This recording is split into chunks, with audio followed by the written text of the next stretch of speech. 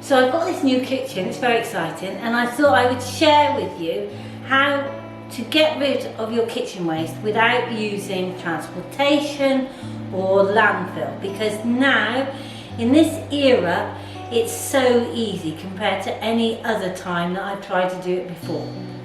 So the first thing I've got is a caddy. I do not want stuff on my work surfaces, especially rotting tea bags in some plastic bin. So I've put mine here. You can use anything, but this is this Joseph thing, and this is what I use for bits of waste if I'm chopping stuff, or tea bags. That works really well. Clipper Tea, they use paper tea bags, but you can use any. Once a week or so, I filled this, and I'm going to take it to my Bokashi bin. So I'm just going to empty my bits of waste into my Bokashi bucket. This system has been going for about probably well over 3 months now. So my bottom bin is full and it's been fermenting for well over 3 weeks. By the way, customers ask us, is it okay if I don't fill my bin that it ferments for longer? It's fine. You can leave it fermenting for up to a year. It's no issue at all. So anyway, I'm going to have the waste. So I've nearly filled this one, as you can see. When I take the lid off, there's this total pickly smell, like making cider. So I just drop everything in. Cooked waste's fine. Any mix of waste really. And then I've just got my Bokashi set up, one of these containers, sprinkle a little bit on. I've nearly filled this bin, as you can see, and I'm going to put the lid back on. It is fine to have this outside. I've got mine in a bit of a porch. There's no problem because you're not trying to insulate it. It's free from any risk of pests. It's completely simple. So where you're happy that it is the most convenient place is the place to put it, in my view. So the key thing is to keep the lid on. So what they say is think of it like a tin of biscuits. So it doesn't have to be vacuum packed, but you do need the lid on tightly. So here we go, the big reveal. So I'm going to put the done bin on top of the bin that's pickling, because once I've emptied this bin I'll be able to refill it. But for the moment, let's see if we've got any liquid.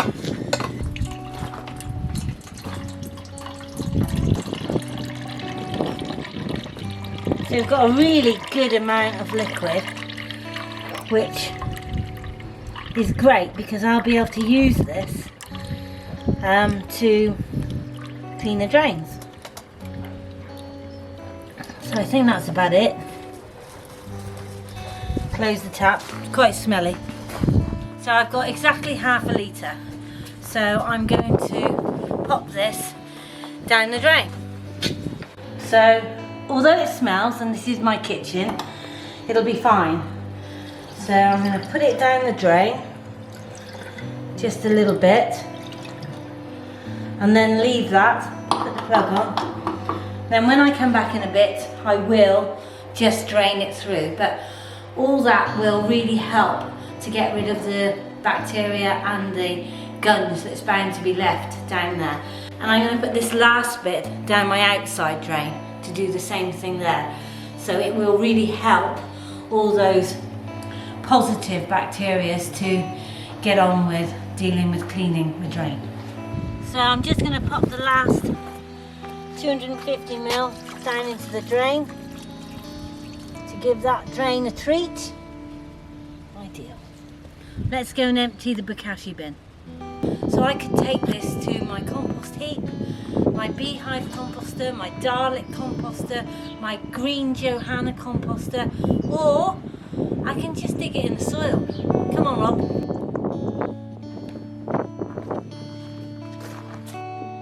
So excuse my spade, the builders have had it. But never mind, it doesn't matter. The great thing about this is you are not causing yourself hassle by the waste being transported to the landfill where it can cause methane or whatever, or if it's going to a composting facility and then gets composted in bulk and then transported back. You're doing it at your own place. I think it's great. So you can put it in your compost heap, or you can just dig it into the soil. So I'm just going to put a trench along my raised bed. So at the moment we're in autumn, so we'll come back here in a couple of weeks and this Bokashi waste basically will have dissipated, and it will have given your soil the best treat it's had all year, and it will repay you with the most gorgeous flowers and veg. Or just look at it as waste disposal, but very, very good for the soil. So now, when I finished this, it was of course at the top of the bin, so it's sunk, and the waste looks the same as when I put it in, but it isn't.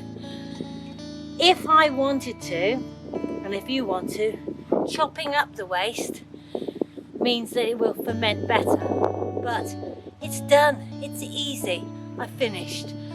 I've used this for Sunday dinners where I've got half a bin full of waste, and I've used it for when I've got a tea bag.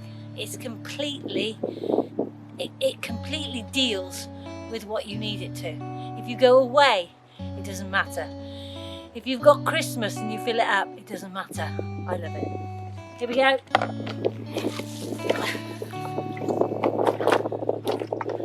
Bit of liquid left, that's fine. So, just going to spread that out. Now don't be too precious about this. You know, it's not nice at the moment, but does it matter? Oh, I had a lot of beans. My brother George grows beans, so runner bean waste, there's a lot of that. So it's in there. It smells of, well, the best thing I can think of is pickled anything. Pickled onions, pickled kimchi. It's that pickly smell. So I'm just gonna cover it up, a few worms in the soil.